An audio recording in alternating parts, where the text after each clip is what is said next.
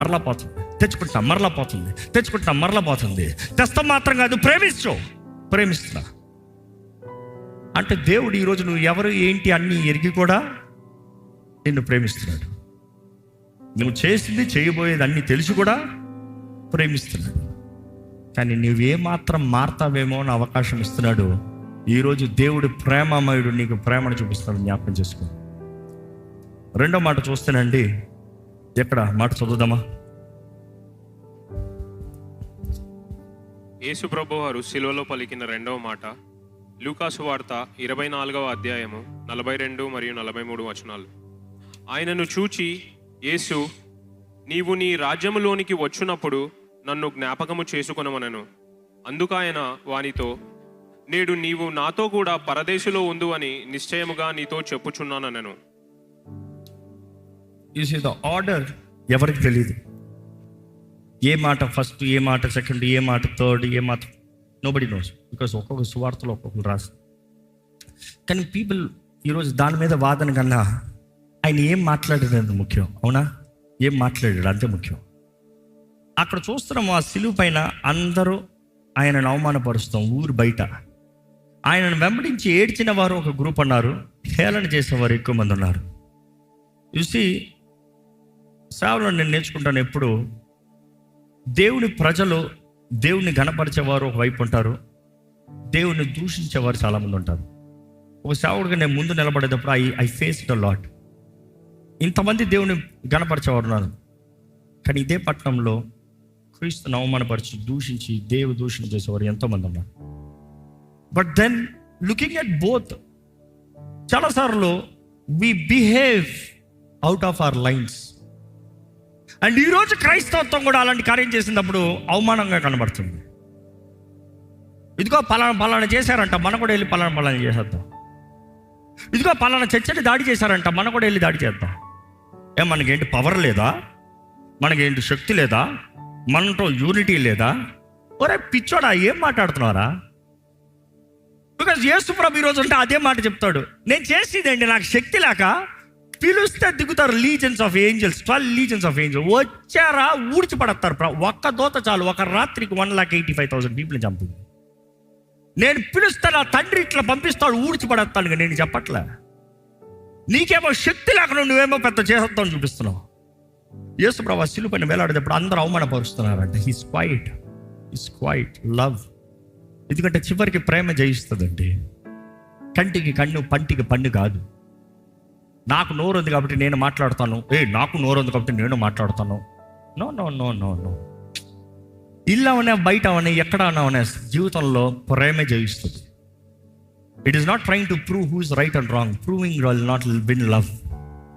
ఎవిడెన్స్లు ఇచ్చినంత మాత్రాన, ప్రూఫ్ ఇచ్చినంత మాత్రాన ఒక మనిషి ప్రేమిస్తాడంటే కాదు. ప్రేమ లోపల నుండి రాదు. క్షమాపణ ద్వారానే ప్రేమ ఉంటుంది. క్షమించేవాడు ప్రేమ కలిగిన వాడు. క్షమించవా? కష్టమే. నా నిమిత్తమే మీకు శ్రమలు కలుగుతుంది, మీరు ధన్యులని దేవుడు వాక్యం తెలియజేయబడుతుంది. You are blessed. వస్తుందా? పర్సిక్యూషన్ వస్తుందా? Blessed. Why are you scared? I ప్యూని. The power is to forgive, not to revenge. పగ ఉన్నవాడు కాదు, తిట్టేవాడు కాదు బలవంతుడు. నోరును అదుపులో పెట్టుకోగలిగిన వాడు బలవంతుడు. మనసులో అనిపించినంత టైప్ చేసేవాడు కాదు బలవంతుడు. స్థిరత్వం లేనివాడు, చంచల బుద్ధి అంటాడు. కానీ power, keep your mind in control, calm. సమస్త జ్ఞానానికి మించిన సమాధానం. నాకు అనిపిస్తుంది ఆ సిలువ పైన యేసు ప్రభుని ఒక్కొక్కరిని దూషిస్తున్నారంట, పక్కనే ఒక దొంగ దూషిస్తున్నాడంట. ఏమని దూషిస్తున్నాడు? ఎందుకంటే మీరు సువార్తలు చదువుతూ చూస్తారు, నీవు దేవుడు అయితే నిన్ను నువ్వు రక్షించుకో, మమ్మల్ని రక్షించు. మామూలుగా సిలువ పైన ఉన్నవారు ఏం చేస్తారంటే, ఈ ఖైదీలు ఎట్లాగా చచ్చిపోతున్నారు. ఏం చేస్తారు ఆ పాయింట్ ఆఫ్ టైంలో? ఆల్రెడీ మూర్ఖుడు, కఠినస్తులు, రెబల్స్ వాళ్ళు. యేసు పక్కన సిలువ వేసబడిన వారు ఎవరు తెలుసా? జీసస్, బరబ్బస్తో పాటు క్రిమినల్స్. వారు ముగ్గురిని చంపాలి. వారు రోమ్కి విరోధంగా కుట్ర పన్నవారు. కానీ అక్కడ రోమ్ కుట్ర పడిన దానికి జీసస్ బరబ్బస్ని తీసేసి జీసస్ ఆఫ్ నజరేతుని నిలబెట్టారు. కానీ పక్కన ఉన్నవారు వారే, ఆ రిబల్సే. 100లో ఒకడు అంటున్నాడు, నువ్వు దేవుడు అయితే దిగిరా. అక్కడ ఉన్నవారు అలాగే, నువ్వు దేవుడు అయితే చూపించుకో. అక్కడ the soldiers were continuously mocking him. Josephus రాస్తారు, ద హిస్టోరియన్ రాస్తారు, భయంకరంగా దూషణ అంట, రెచ్చగొడుతూనే ఉన్నారంట. ఏ ఒక్క మనిషి ఒక్క మాట నీ పైన అంటే తట్టుకోలేవే. ఈరోజు చాలా మంది మన ఒక్క మాట ఎవడన్నా రెచ్చగొడతాడు. No, stay in control. Yesu ప్రభు నేర్పిస్తాడు, స్టే ఇన్ కంట్రోల్. అక్కడ అందరు ప్రజలు దూషిస్తున్నారు, సైనికులు దూషిస్తున్నారు, ఇక్కడేమో పక్కన దూషిస్తున్నాడు. నువ్వు దేవుడు అయితే చూపి, దేవుడు అయితే చూపి, దేవుడు అయితే చూపి, దేవుడు అయితే. వాట్ ఏ వండర్ఫుల్ టైమింగ్ కదా. దేవుడు అని అట్లా దిగుండంటే ఏమై ఉండేది? నీ రక్షణ కార్యం ఈరోజు ఉండదు. ఆయన దేవుడు నిరూపించి ఉండొచ్చు, కానీ నీ రక్షణ కార్యం ఉండదు. అంటే కొన్నిసార్లు నువ్వెవరో నిరూపించుకోవాల్సిన అవసరం లేదు. Stay peaceful, stay calm. కానీ పక్కన ఒక దొంగ గమనిస్తూనే ఉన్నాడు. ఇది గమనిస్తూ ఏమంటున్నాడు, ఈ పక్కన ఉన్నవాడిని తిడుతున్నాడంట. ఒరే, నీకు బుద్ధి ఉందారా? నువ్వేం మాట్లాడుతున్నావు అర్థమవుతుందారా? మనకైతే ఈ శిక్ష తగును, మనకి ఈ శిక్ష తగిందే, కానీ ఈయన కాదు. ఎందుకంటే ఈయన మాట్లాడే మాటల్లో, ఈయన చేసే కార్యంలో ఆయనలో కనబడుతున్న ప్రేమ. ఎందుకంటే అందరు కోపంతో ఉంటారు, ఈయనైతే ప్రేమతో ఉన్నాడు, జాలితో ఉన్నాడు. వారిని చూసి అనే మాటకి ఈయనకి పిచ్చి పట్టి ఉంటుంది. ఏంట్రా ఇంత కోపంలో అందరు తిడుతూ అంటే, తండ్రి వీరు ఏం చేయించున్నారో వీరు ఎరుగరు కనుక వీరిని క్షమించి అంటున్నాడు. ఈయన నిజంగా దేవుడు అంటే this man could see he's got power in him. Yesu గురించి విన్నాడో లేదో తెలియదు, కానీ ఆ శిలువ పైన లోకమంతా చేతకాని పరిస్థితుల్లో చూస్తున్నారు, ఈయనైతే దేవుడిగా గుర్తెరుగుతున్నాడు. I'm asking you today, whose opinion or whose perspective do you look at? ఎందుకంటే ఈరోజు చాలా మంది మనుషుడు ఒక మాట అన్నమాట, వారు అట్లా అన్నారు, వీరు ఇట్లా అన్నారు, అది అదంతా, ఇది ఇదంతా, misled. What do you believe? నీకేం కనబడుచున్నది? ఈరోజు యేసు నీకెవరో? యేసులో నువ్వు చూడగలిగింది ఏంటి?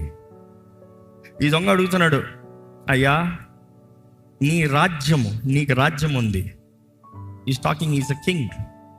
ఎందుకంటే పైన ఒక బోర్డు పెట్టారంటే యేసు ప్రభు పైన. ఏంటి ఆ బోర్డు తెలుసా? INRI అంటారు, కానీ అక్కడ రాయబడింది ఏంటంటే యూదుల రాజు, జీసస్ క్రైస్ట్ ఆఫ్ నాజరెత్, నజరేయుడైన యేసు యూదుల రాజు అని రాయబడింది. ఆ మాటకి యూదులందరూ గొడవ పెట్టారంట. ఏమని? పిలాతు దగ్గర గొడవ పెట్టారు. అట్లా రాష్ట్రం వీళ్ళదు, మా రాజు కాదు అన్నాడంట.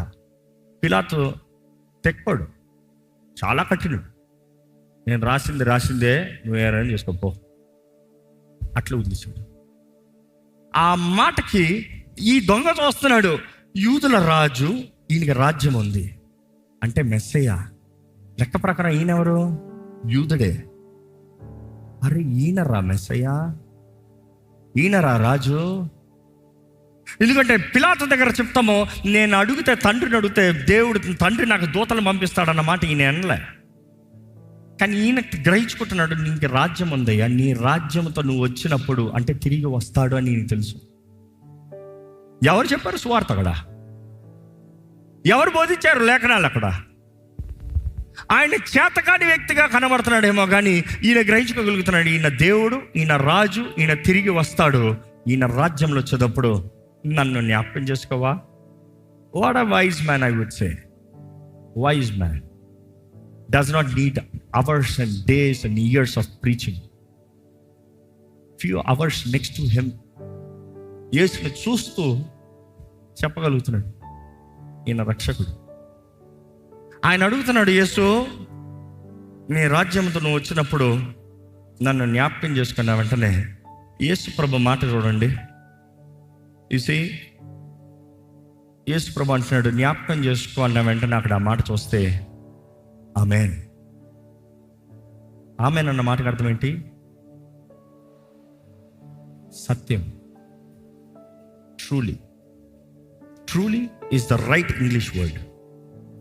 Verily is the other English word. యేసుప్రభు అంటాడు ఇంకో చోట, ఆమేన్ ఆమేన్ నేను చెప్తున్నాను, verily verily I say unto you, నిశ్చయముగా చెప్తున్నాను, సత్యముగా చెప్తున్నాను. మీరు ఇంకా ఆమేన్ అన్న మాటకి అజ్ఞానం ఇవ్వాలి అని దయచేసి ఎవరు ఉండకూడదు. ఎందుకంటే మీరు ఆరాధిస్తూ చెప్తారు ఆమేన్ అనువాడా స్తోత్రము. ఆ మాటకు అర్థం ఏంటి? జరుగుడుగాక అన్నవాడా స్తోత్రంలా, సత్యమై ఉన్న దేవా స్తోత్రము,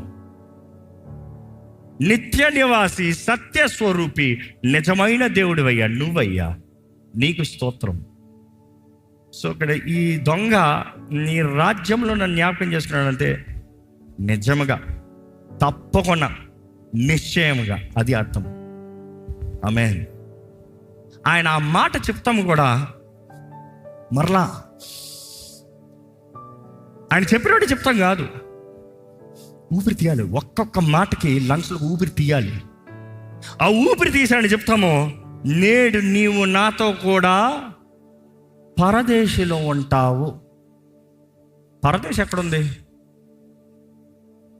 చాలామందికి తలకాయ పక్కడే. ఎందుకంటే యేసుప్రభు మరణించిన వెంటనే ఎక్కడికి వెళ్ళాడు? భూమి కింద భాగంలో కదా. పరదేశం ఎక్కడుంది? పరలోకంలో అంటే యేసుప్రభు అంటాడు, మరియా నా దగ్గర రాదు, నేను ఇంకా తండ్రి దగ్గరికి వెళ్ళా. తిరిగి లేచిన తర్వాత అదంతా ఈస్టర్ సండే అక్కడ ధ్యానిద్దాం. అంతే ఇక్కడ చెప్పాలా? Come back here. But then ఇక్కడ చూసినప్పుడు నేడు నీవు నాతో కూడా పరదేశిలో ఉంటావు. ఆ మాట నిశ్చయిత అండి. ఈరోజు ఈ మాట జ్ఞాపకం చేసుకున్నప్పుడు మనం జ్ఞాపకం చేసుకోవాల్సింది ఏంటంటే, గాడ్ ఇస్ ప్రామిసింగ్ సాల్వేషన్, రక్షణ బై గ్రేస్ త్రూ హిమ్. ఆయన ద్వారంగా రక్షణ నిశ్చయితనిస్తున్నాడు. చాలామంది అడుగుతారు, బాప్తీసం తీసుకుంటే అవసరమా? శిలువ పైన దొంగ బాప్తీసం తీసుకోలేదు కదా, ఈరోజు బాప్తీసం తీసుకోకపోతే పరలోకానికి వెళ్ళవా? బాప్తీసం అన్న సాదృశ్యానికి ఏంటి? Death, burial, resurrection. చచ్చిపో, పాతి పెట్టబడు, తిరిగిలే. అది బాప్తీసం అనే సాదృశ్యం. బాప్తీసం నిబంధనలకు దిగుతున్న సాదృశ్యం. బాప్తీసానికి యూదుల సాంప్రదాయాల నుంచి చూస్తే they have a very strong meaning for it. అది ఎప్పుడు చెప్పలేదేమో, ఒక మాటలో చెప్తా. బాప్తీసానికి ఒక సాదృశ్యం ఏమంటారంటే, పాతాళానికి నువ్వు ప్రకటన ఇస్తున్నావు, ఒరే నీకు నాకు సంబంధం లేదని చెప్తాం. ఎందుకంటే చచ్చేవాడు, పాతి పెట్టబడేవాడు పాతాళానికి సాదృశ్యము. కానీ పాతాళం నుండి తిరిగి లభిస్తున్నాం. అదే బైబిల్ తెలియజేస్తుంది, మరణము నుండి జీవంలోకి, ఫ్రమ్ డెత్ టు లైఫ్.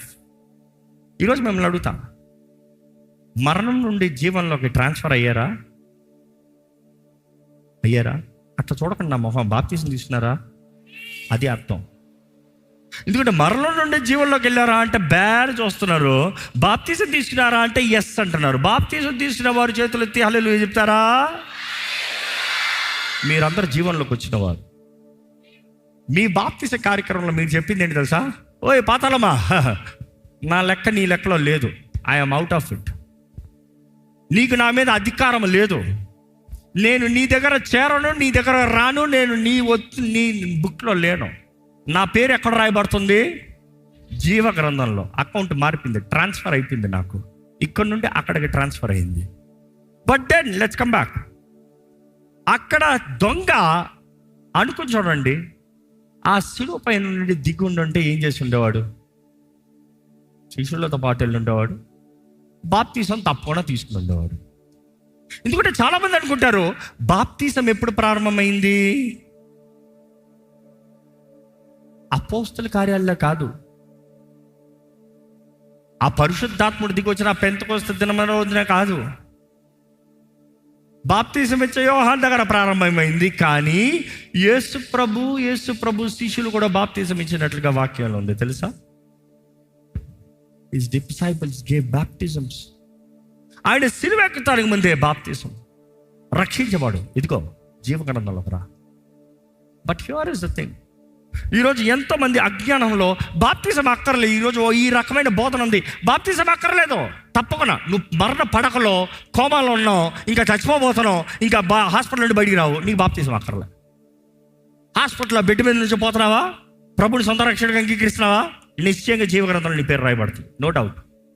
నీకు రక్షణ కార్యం సంపూర్ణమైంది. ఎందుకంటే డెత్ బెరియల్ అయిపోయావు, ఇంకా నేను తీసుకెళ్ళి పాతి పెడుతున్నారు. ఇప్పుడు నువ్వు బ్రతుకు కాదు కదా, నీ మరణంతో అయిపోయింది నీ జీవితం. కానీ నువ్వు బ్రతుకుతున్నావంటే నీకు బాప్తిజం ఉండాల్సింది. సో ఇక్కడ చాలామంది I am secret believer, no point. నువ్వు మాత్రం కాదు, యేసు దేవుడు నమ్ముతాం, దెయ్యాలు కూడా నమ్ముతున్నాయంట, నమ్మి గజగజ వణుకుతున్నాయంట. బైబిల్ మొత్తంలో యేసు ప్రభు ఇచ్చిన గ్రేటెస్ట్ కమిషన్ ఏంటి తెలుసా? నా సాక్షులుగా బ్రతకండి. We are assigned, we are commanded to be witnesses. సాక్షులుగా బ్రతకాలి. ఈరోజు క్రీస్తు సాక్షిగా బ్రతుకుతాను, నీకు అవమానం కలుగుతుందా, నింద కలుగుతుందా? Go check your salvation. నీ రక్షణ పరీక్షించుకో. ఈయన అంటున్నాడు అందరి ముందు public statement, you see that is public confession, బాప్తిజం. అక్కడ అంటున్నాడు నీ రాజ్యంతో నన్ను జ్ఞాపకం చేసుకో. నేను అంగీకరిస్తున్నాను. ఇంకో మాటలు చెప్పాలంటే, నా రాజుగా నిన్ను అంగీకరిస్తున్నాను, నా దేవుడిగా నిన్ను అంగీకరిస్తున్నాను, నా మెస్సయ్యగా నిన్ను అంగీకరిస్తున్నాను, నన్ను జ్ఞాపకం చేసుకో. యేసు ప్రభువు నిశ్చయముగా